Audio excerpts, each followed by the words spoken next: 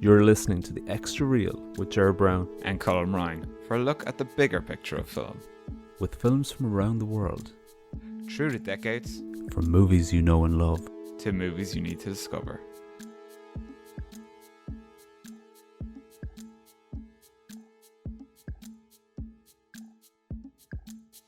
This week on the show, we're doing another head-to-head, so we're taking two versions of Daphne Du Maurier's Rebecca, so we're pitting Alfred Hitchcock's 1940 version versus the new 2020 Netflix-produced Ben Wheatley version. And we've gone back to our scoring system, so there's a total of 10 marks available in each section. So we're going to look at cast, we're going to look at direction, we're going to look at soundtrack, and we're going to look at visuals, and we're also going to look at the script. So let's dive straight in, Colm, and look at cast. So I'm going to give you my scores first. I'm going to give you the rationale behind it, and you dive right in with your scores. Okay. So for the 1940 film, I've given it 9. For the 2020 film, I've given it 8. Okay. What did you do? What way did you score it? I went for a 10 for the 1940 version. Right. Full 10, perfection. And then I've gone for an 8 with the 2020 version. Yeah. So we both scored the 1940 version very highly. Let's talk about that first. So we've got like Laurence Olivier, we've got Joan Fontaine, and we've got the likes of George Sanders. We've got Judith Anderson, all amazing in their parts, perfectly cast. Larry had just, arrived. Well, he'd been in Hollywood beforehand in the 1930s. I think he'd gone over for a bit, and I think it had been a bit of a strange period. And he'd done Fire Over England in 1939, I think, with his other half and wife, soon to be wife. She wasn't actually his wife, Vivian Leigh, which was not a great film or anything of any note. But this is one of his significant American films, and obviously, this is prior to him going off and being Larry the Shakespeare director. So he's in the role of Maxim de Winter. He's iconic. It's perfect for him. He's brilliant, yeah, and he plays him with such. He's not the most sensitive character. Let's put it that way. No. And he's very kind of an old-fashioned kind of gent, I guess. Yeah. But it works. It works really well, and I guess it's just his natural charisma. And he's obviously a very kind of handsome man. He looks very kind of, he's got that upper class kind of gentleman look about him, doesn't he? Yeah. He fits into a suit very well. Absolutely perfectly, yeah. I find there are some films where Laurence Olivier is mugging to the camera a bit much, or seems miscast. But I think here he's perfectly cast, and the air of melancholy at the start it's well conveyed. Definitely. Joan Fontaine, what are you thinking? I think Joan Fontaine's brilliant. Yeah. She's got a great look. When I was watching this, she just looks so kind of, I don't know, a bit like Ingrid Bergman. She's kind of got this kind of timeless kind of look about her. I feel like if she was an actress today, you wouldn't bat an eye. She doesn't look very much like she's been churned out of the Hollywood system, I guess, of that time, of the studio system of that time. And I know this was like one of her earlier films, right? This was like and she's a later arrival than her sister, Olivia de Havilland. Yeah. And doesn't come with the same star baggage that Olivia de Havilland would have had at the time. So no, she, without divorcing it from her actual real life personality, from a star point of view, she's not coming with the same sort of baggage. So it fits perfectly into this nervous young girl type role. And so, no, I think she's perfectly cast in it. Sanders as Jack Favell. Oh, amazing. Maybe my favourite character in the whole film in terms of his, I love his delivery. I love the way he delivers his lines. He's so kind of smooth, but at the same time, so manipulative as well. And there's something just a bit off about him.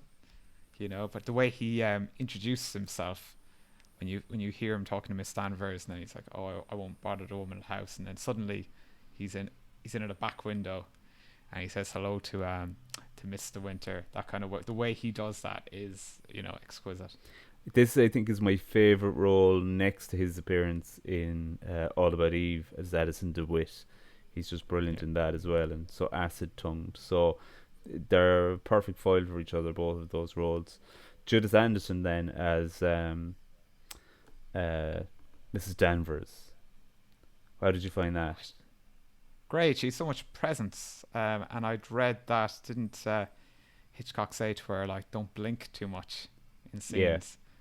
And that she also has this kind of ability, because her dress is so long, to kind of almost glide into scenes. And I like that she's kind of got this kind of blank expression on her all the time.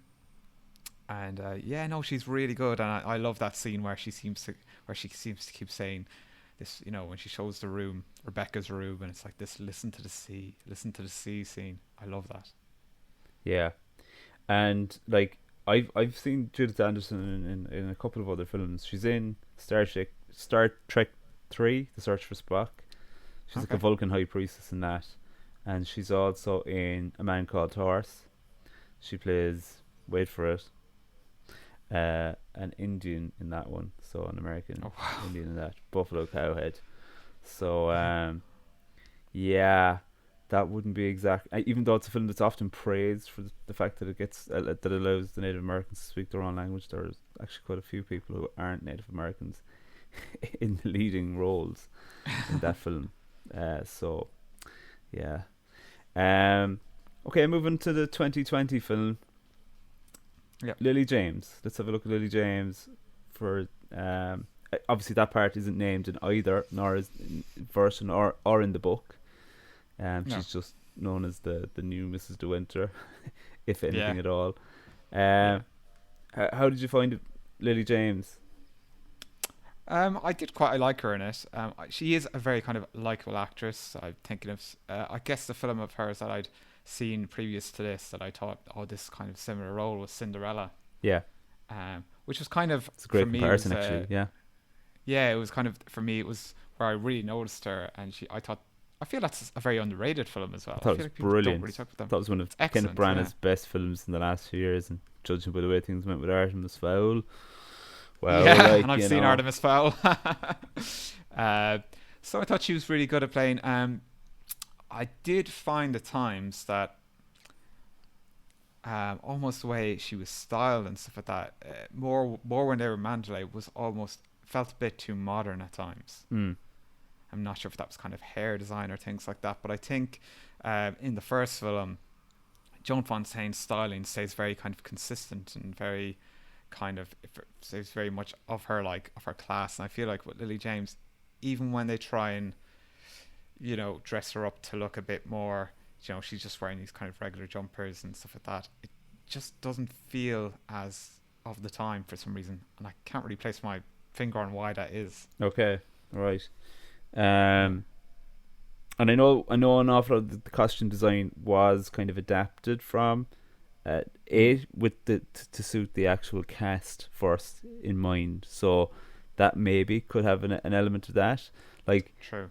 they did look at period stuff, and there is an effort to conform to some period stuff, but there is also a thing where an actor is going to be kind of conscious of their own persona and how they're Sure. seen. And I kept thinking of this being particularly the stuff in the south of France, where it felt like Mamma Mia 2.0 for her, Yeah. um, but with some of the costuming. So yeah, I thought she was good. I thought she was effective, but Yeah. I have some issues, and it's not with her performance. And I think we'll talk more about that when we get to script. Yeah. Sure. Um, Of course. Army Hammer. Okay, so look, Mm. I felt that the beginning of the film, right? I thought he was great. I thought he was magnetic. I Brilliant. thought he was interesting. But when we get back to Mandarlay, I thought things start to. He kind of. First of all, he kind of vanishes from the film a small bit anyway. A little Yeah. bit. He's more sidelined than he is in the other version. And it doesn't do him any favors. And I didn't think he was wooden. I felt like he just didn't have enough to do. Yeah, yeah, I did too. One part I felt actually strange, what I felt strangely was, I do know what you mean about those opening scenes. That he is kind of almost a bit aloof, but has this kind of magnetism about him. But in the same way with Laurence Olivier, kind of portrayal in the 1940 film, you feel like, oh, should she even? Why is she kind of going for this guy? Is he that nice a guy? I felt like almost the Army Hammer guy like version is too nice, maybe. Yeah. Given Yeah. what's happened, you know, Sounds given about what's right. happened, what we find out what's happened. I think he may Yeah. be too nice in the earlier scenes. Yeah. Yeah. But I do know what you mean. As the film goes on, he is in it less and less. I think there's that breakfast scene where Lily James goes down, and then suddenly he's like, "Oh, we just have to go off and do something." And it just there's a few too many scenes in like that where I just have to go and do this kind of thing, you know? Yeah. And so, and then Kristen Scott Thomas then as Mrs. Danvers. What did you think? Oh, I loved her. I thought she was great, actually. And I look, she liked seems to how. be. Yeah. Yeah, go on. No, say. No, you go for it. Weirdly, it was the strangest kind of character I felt she reminded me of was just Scar in The Lion King. Right. That actually makes a lot of sense. Yeah. Yeah, in how when Mrs. De Winter goes to fire her, suddenly she just goes, "Oh, woman my age, I don't think I'll be able to get work again." And she kind of has that kind of that manipulation is Yeah. amazing. And you know, like the way she kind of appears in the costumes, they're so kind of, you know, she's so restricted almost in them. And yeah, no, I thought she was really good at it. She was probably my favorite actress in the whole thing, actually. And look, a lot of other reviews have said the same. Personally, I felt that her performance was a little bit too showy. That Maybe.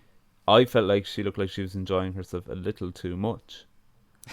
And I thought there were I think some of the elements for her character in the script were kind of interesting, and that they gave you more to, I suppose, care about the character a bit more. Yeah, And they did. but I actually kept thinking that she was in full on character. Um, Chewing the scenery kind of mode, yeah. yeah, just kind of. That's exactly it. She Yeah. was just very one dimensional for the most part. I felt like they tried to give her something extra, Yeah. but I felt the performance was one dimensional. I I feel felt like that she was a this. slithery snake. I felt like it was like watching. Have you seen Alexander, the Oliver Stone film, where you've Yes, I got have, yeah. Angelina Jolie stroking a snake in every scene? Oh, yeah, yeah, I yeah. felt like if you could have given Scott Thomas a snake to stroke, she'd have been all over it. There were scenes like that sleepwalking scene, which I did find a bit ridiculous. Yeah. Like she's just there in the shadows kind of stuff. There were a few scenes like that where I did find Yeah. this a bit much. I felt like she came across more like a kind of mother-style character to Rebecca in this. Yeah. Whereas in the 1940 version, there's a bit more of those kind of sexual undertones, I guess, going on. Yeah. That kind of thing, you know. But I do know what you mean. Okay. And then Sam Riley as Jack Favell. Sam Riley was really good, actually. He's one of those actors I feel like since his debut with Control, I don't know if he's been as. He kind of turns up in things more as I've seen him as a side character sometimes, and he can be effective. But then I wonder if he's one of those kind of actors. He just doesn't jump out at me a lot, you know, that kind of way. Yeah. But here I thought he was brilliant. I loved the kind of the little mustache and stuff like that. His costume design was brilliant, excellent, really. The car he had. I loved his introduction. I loved the way he kind of introduced himself. Yeah. That was really well done. His kind of the way he kind of managed his body, like checking his watch really fast. Yeah, I really enjoyed him, actually. You? He plays the creepy cad brilliantly, doesn't he? Yeah, he does. Okay, briefly, let's just talk about some of the other supporting characters that pop up. Yeah. Um, some of the other, I mean, like going back to the 1940 film, you've got the likes of C. Aubrey Smith popping up as Yep. the Colonel Julian, isn't it? Colonel Julian, yeah, Yeah. and stuff like that. And I thought that the Mrs. Hopper character, played by Florence Bates. Florence Bates, yes. Yeah. I thought she was great. Thought she was pretty good. Yeah. And in the updated version, Anne Dowd as Miss Hopper was actually even nastier, and I thought that was She really was. effective. But one person Yeah. that I thought was really really interesting was Bryony Miller, one of the servants. She's that skinny, Okay. gaunt servant. I thought the Oh casting of yeah. her was just brilliant because she looked Yeah. so frail. She looked so delicate that she looked like she wanted to please Lily James's character, but was under the thumb of Mrs. Danvers. And I thought the Yeah. casting in that case really really worked. It was effective. Yeah. So I think we're done with the cast side of things. Sure. Let's move on. So let's look at the visuals. So I've scored it. I've given the 1940 film 9, and I've given the 2020 film 7. Okay. You've scored it Uh, 8-7, so 8 to the 1940 film and 7 to the 2020. Let's yeah. let's talk. I think the 1940 film justifiably won the Academy Award for cinematography, Mhm. and it's impressive, and like that's all well and good. I think the new film stands out a bit more for me in some ways, and I'm not all of them good ways, which is why I've scored it Okay. a 7. So I Yeah. feel like at times, I should say by the way that the 1940 film was shot by George Barnes, and the Yeah. 19 or sorry, I keep saying 1920. The 2020 film was shot by Laurie Rose. So yeah. some of the initial stuff and some in the 2020 film really do feel like they're that it's an upmarket TV movie. In places, it just Yeah. seems a bit flat or something, and or do you know what it is? It's the image looks really glossy, and I Super couldn't put glossy. my finger on it. And the issue is, I would have scored a lot lower if it wasn't for a couple of scenes where there is some real visual flair. Like Yeah. even the arrival to Mandarlay, when Lily James is tossed over his shoulder, and we see everything from upside down. It's really really interesting. Like her world has been That's turned cool. upside down and that sort of a thing, and it represents all of that sort of stuff. But I didn't feel like it really got into its own the until that party scene, when I Yeah. think you've described it as the most Wheatley-esque scene in the film, and I think you're dead right. Yeah. And that's when you get these beautiful colors, reds and blues and stuff. And I just thought it really really worked, and it stood out in a positive way. What's your feeling on the visuals? Or For the 2021, I do know what you mean. It does kind of almost suffer from this thing where everything looks so beautiful, and given that Wheatley's, when you think about some of his kind of more memorable films like Kill List, that he's very good at kind of this kind of socialist realism stuff and kind of gritty stuff. And the one scene I felt where I kind of felt that was in that kind of courtroom scene, because everyone's kind of bunched up together, and I really enjoyed that. But at times you do feel like you're just in all these beautiful vistas and these beautiful clothes, and I don't know if it really captures what we kind of come to expect from Ben Wheatley film. But then in the other hand, the 1940s film was kind of a deliberate choice to shoot it in black and white, wasn't it? yes, and I think it was, And then yeah, because great Selznick could choice. easily have shot it in color post Yeah. Gone with the Wind, but I think Hitchcock made the argument for it being shot in black and white, and it makes sense. Yeah. And you've also got things like you've kind of got this kind of you've kind of got this kind of fog around the house as well and stuff like that. Like it does have kind of like little kind of horror elements to it. the original does that somehow the new one, with so much of its glossiness, kind of misses. I don't know what it is, but it just does. Yeah. And the other thing, visuals wise, that stood out for me was the costume design. Yeah. And look, it seems perfectly fine and tailored to the time in the 1940 film. In the 2020 film, you've got that the suit that Army Hammer wears at the start. It's beautiful The mustard suit. And so I was doing a bit of research on the costume design. So the costume designer was Julian Day, and he was saying like that they played around with the costumes to reflect what's going on in the film and the characters, and I think it's really effective. Like, you have that bright mustardy suit that Army Hammer is wearing at the beginning, and then later on in the film I think he's wearing darker, more restrictive fabrics.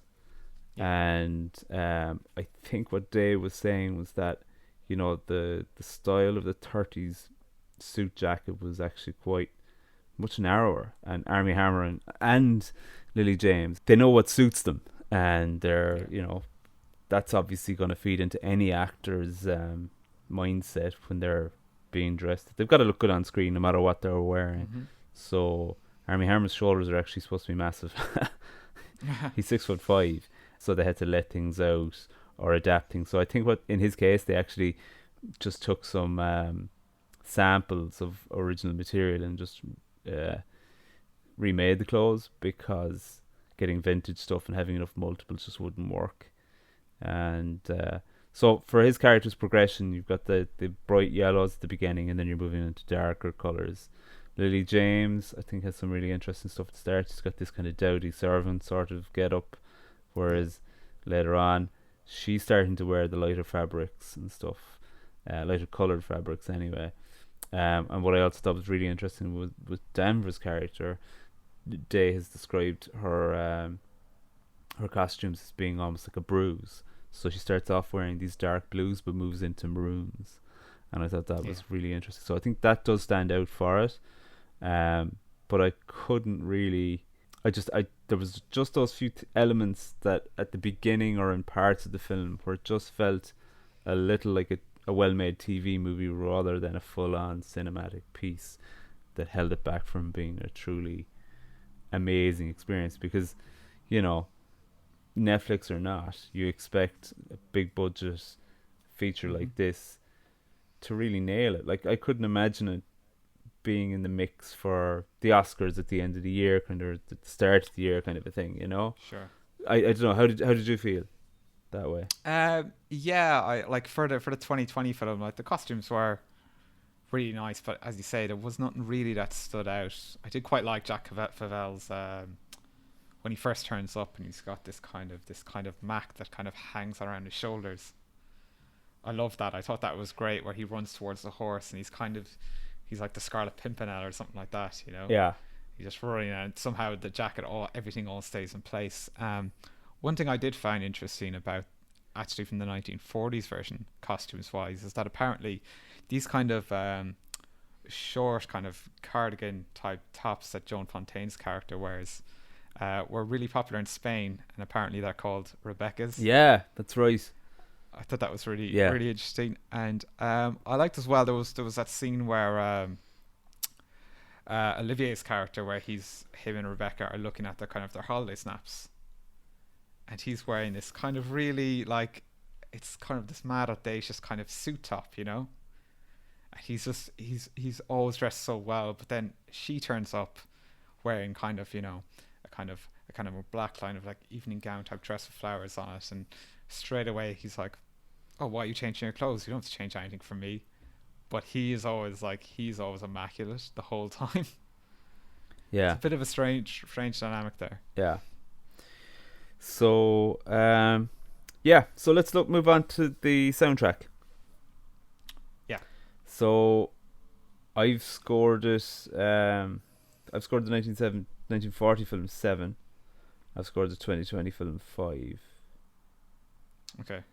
You've scored the 1940 film 6 and the 2020 film 6. Yeah. So again, I thought Franz Waxman's score for the 1940 film was fine. It wasn't like overly intrusive or anything, but it was effective for what was in front of us. But it's not like one of the iconic scores from a Hitchcock film that you can think of, like a Bernard Herrmann score or something like that. No. Um, so I thought it was fine, but not like the finest hour in Hitchcock scores. It's not one that I can see Yeah. myself revisiting on my own. Um, No. what did you think? Yeah, like I remember the opening kind of team is really good, but other than that, yeah, you see a lot of films from kind of like this period, and they have that kind of same kind of sweeping score. I thought what was interesting about this is just reading about Selznick and how he used to meddle in his production so much. Is that he borrowed Waxman from MGM to score it, and then that, but he only gave him a rough cut to work with. So this caused problems. So then Selznick got Max Steiner's music from A Star Is Born inserted where he felt Waxman's score wasn't working, and then this obviously caused like animosity between them. So there probably is a feeling that maybe, yeah, like you say, it's not like a Bernard Herrmann score or something like that that's super iconic. And with the modern film, like Clint Mansell, I love his stuff. Like, he did like Requiem for a Dream. He also did High Rise as well. He did Moon. He's done loads of really cool stuff, but I just didn't feel this one really like jumped out at me. Yeah, Um, but maybe I'll go back and listen to it. It might feel differently, but just nothing while I was watching the film really jumped out at me. but I'd agree with you in that sense. Yeah, yeah, From his main score, nothing really jumped out at me. What did jump out at me though was the reuse of, or yeah. the use of that let You no there? man steal your time thing. Like, I thought it was when I it was almost like a piece of music that was kind of incongruent to the period a small bit, even though it was an adaptation of it. I mean, if the last time I saw that pop up in a film was in the Thomas Vinterberg version of Far from the Madding Crowd, and I thought it worked Sure.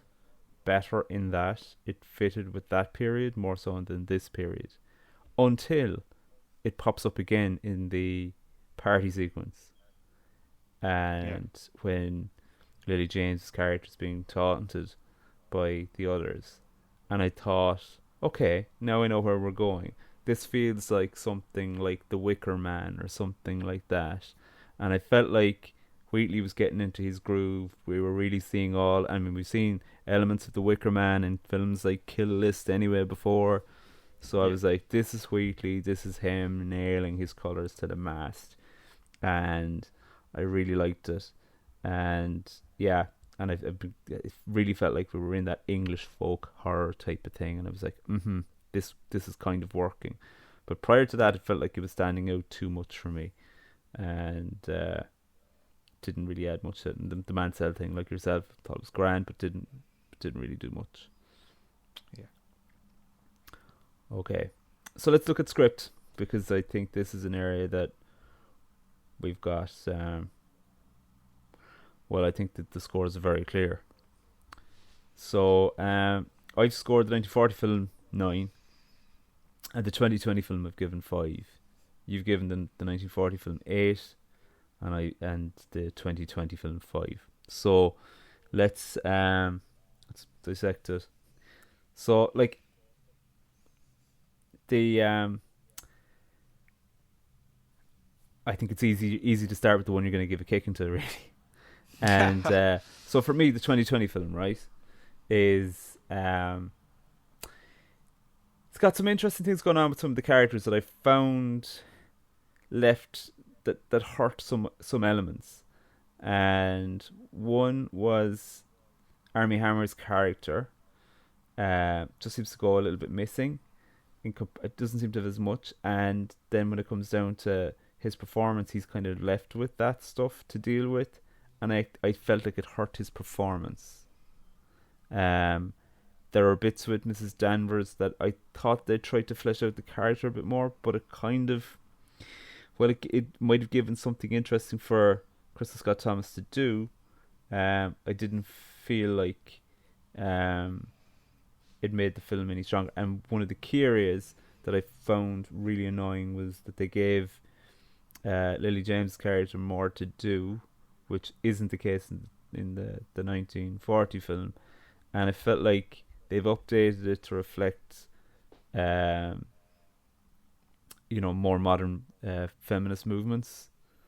Okay. And I can understand why people would be in the audience would be going, yeah, give her something to do. But I kind of felt like the character went on a very weird journey then, and um, I didn't feel like the character rang throughout the whole thing.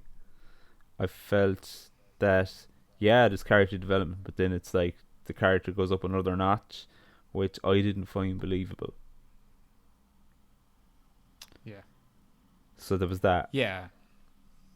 And then the tacked on extra bit at the end in Cairo. Did I have much of a problem with that? Not really. Um, did I have any issues with the Mrs. Danvers character and and adding more to that? I just didn't think it worked as well as the 1940 film. Yeah, and it's strange because probably from what I've read, the 2020 film is kind of closer to the original book in terms of an adaptation. Um, but that actually seems to affect it. And I actually do feel, in a strange way, I do feel actually the romance in the beginning of the 2020 version is actually a bit more realistic than the one in the 1940s version. Yeah, this is the one I area feel like that I then, thought really worked. Actually, the opening 20 yeah, minutes or whatever, yeah, the stuff in yeah, the south of France, that stuff is good. In fact, yeah. it's got more breathing space in it, doesn't it? Yeah, no, it definitely does, and you kind of feel the relationship. Whereas in the 1940s version, it just seems like it's almost like the Darren Soviet character just decides on the spot. We'll just get married now. We'll sort all this out. It doesn't really work as well, and it's probably one of the weaker aspects of the original film. But in a strange way, because I know that having the Max de Winter character not kill Rebecca in the 1940s version was as a result of the Hays Code.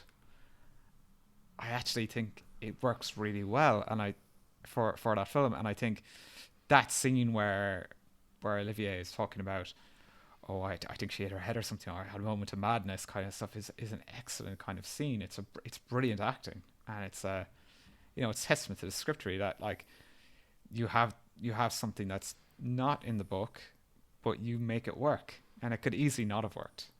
Yeah, absolutely. Was there anything else that stood out for you script wise? What do you think? I really felt actually that in the 1940s version they make an effort more to have um, kind of the Miss Stanford character. She's actually not around as much, Yeah, and then her presence kind of is more effective throughout the film. Um, I did feel at times that, as you said, maybe the Kristen Scott Thomas, she is kind of chewing the scenery or in a bit too many scenes, yeah, and they're trying too hard to give her like her character a bit more weight, and it's actually not really needed, you know. yeah. Actually, another scene that stood Um, out for me was the Jack Favel scene where he takes her riding. yeah, Like, it seemed really unbelievable. Like, he came across like it Copperfatson that the character was a creep, but normally if somebody's yeah, taking somebody out for a riding lesson, they don't hop on the horse and manhandle some other person's wife, you know. yeah, of course, yeah, So I thought that was an interesting attempt to make sure that we got that the character was a creep, but a step too yeah, far in believability. yeah, So there's that. Okay, let's look at direction. sure, So I've scored I've scored the 1940 film 8, and I scored the 2020 film 6. You've scored it 8 to the 1940 and 7 to the 2020. yeah, So I think the thing is, like, the Wheatley film has gotten a bit of a kicking from the critics and stuff, sure, and like, I don't think he's done a bad job here as a no, director. I think he's taken the script that he's been given and he's made a solid film. I didn't find the film. I didn't. The film didn't blow me away as a whole, but I didn't think it was a desperate film at all. I've seen some people saying, "Oh, this is awful. This is the worst." It's far from it. There's far worse out there. Oh yeah, Um, completely. Wheatley himself seems like a guy who'd be great to go for a few beers with. Yeah, and his film tastes are amazing, like very far ranging. Yeah, He seems to be one of those guys who, you know, he was saying that a lot of his film watching came in the '90s when he had a VCR and he'd see what films were on that night and he'd set it to record and then wake up in the morning and see what had actually been recorded. yeah, And he was talking about I think watching Alien or something like that, where he recorded it, but this golf tournament had gone over, so he got like this 1.5 hours of a golf tournament and then like 20 minutes of Alien just as the film is starting to get going. Um, but yeah, he's got like, I mean, and I think as well I read as well when he was promoting High Rise that he'd seen Army Hammer and the Lone Ranger and he'd really liked it, and he was told, "Don't be saying that in meetings. Don't say this." And he likes his blockbusters. But then he likes, Grey Gardens is one of his favorite films ever.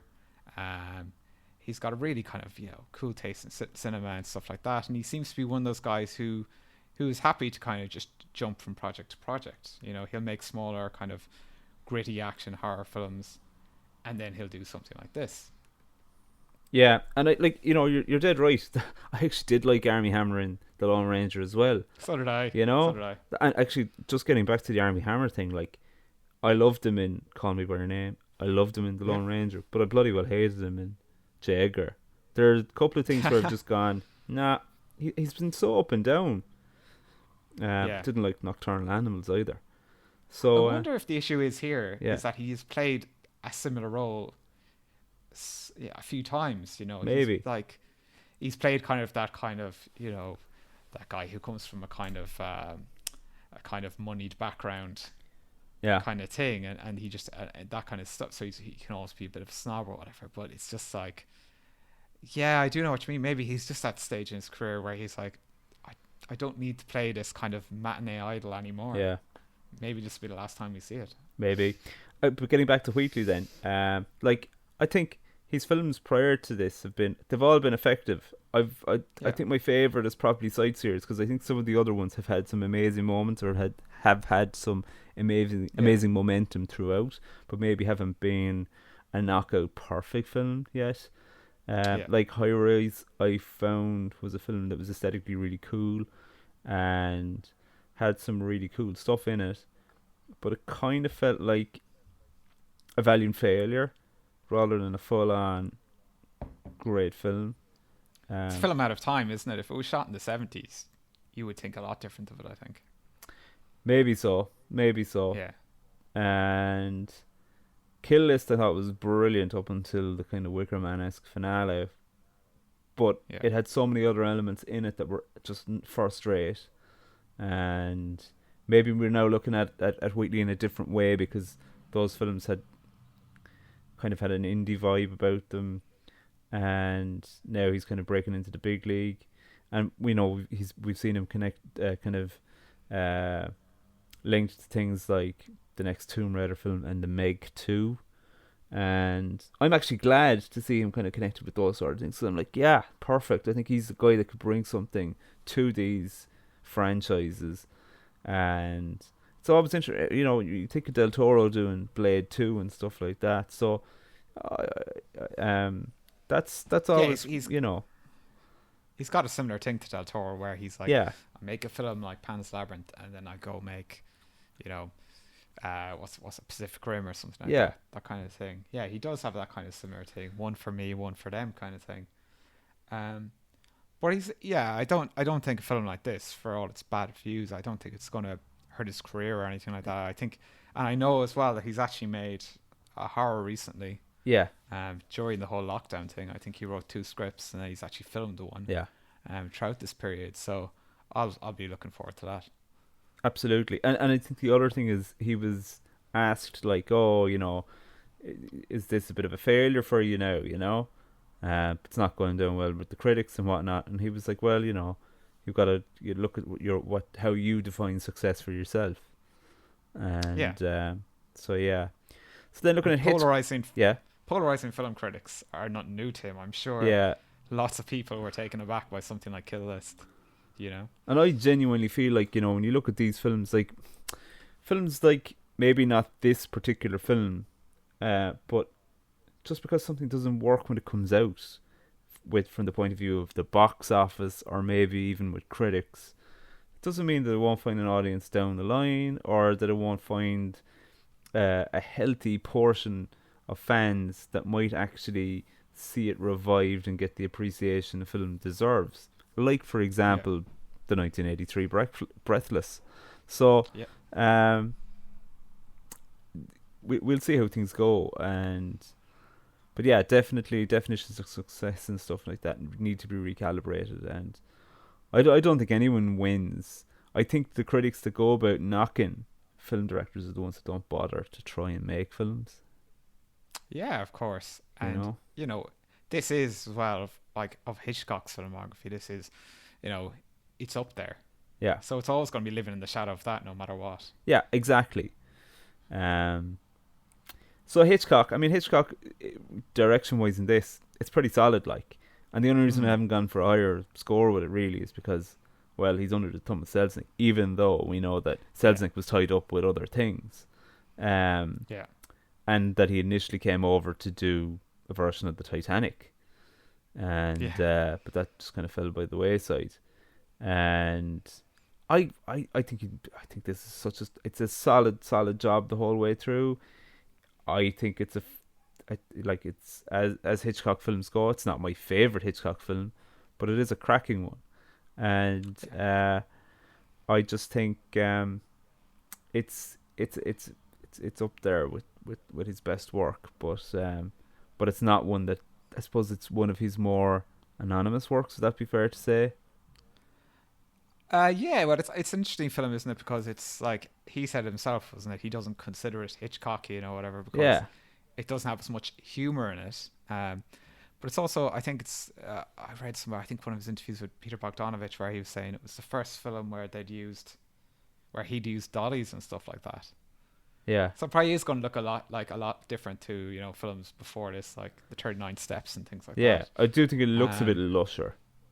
Yeah, definitely. Than those. But if you gave me a choice between the 39 Steps and this, I'd go with 39 Steps any day of the week.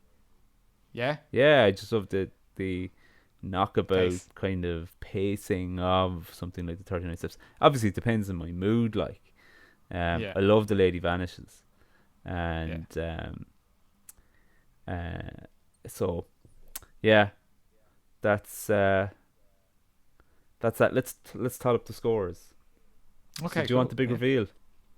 Sure, go on. Of scores now. Of scores. And okay, so the 19. I'm gonna go to 2020 film first. Okay. So out of each of those categories, so cast, direction, soundtrack, visuals, and script, we've scored it a total of 64. Okay. Have a guess what the 1940 film has got. Do you want to guess, or will I just call it out? 83.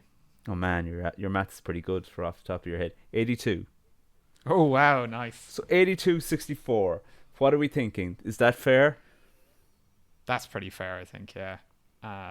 Because if you took that to out of 10, it'd be an 8 out of 10 and a 6 out of 10. Yeah, I think that's pretty fair. As you say, like, this film isn't. It's a really good Hitchcock, but it's not, for me anyway. Personally, it's not up there with, say, Rear Window or North by Northwest. Mm-hmm. And in the same way, yeah, with this, it's probably going to be seen probably as one of Wheatley's lesser films, maybe. Thank you very much for listening. You can contact the show by emailing to extrareal@gmail.com. Search for the Extra Real Podcast on Facebook, Twitter, and Instagram. You can listen to the show on Spotify, iTunes, or anywhere you get your podcast from.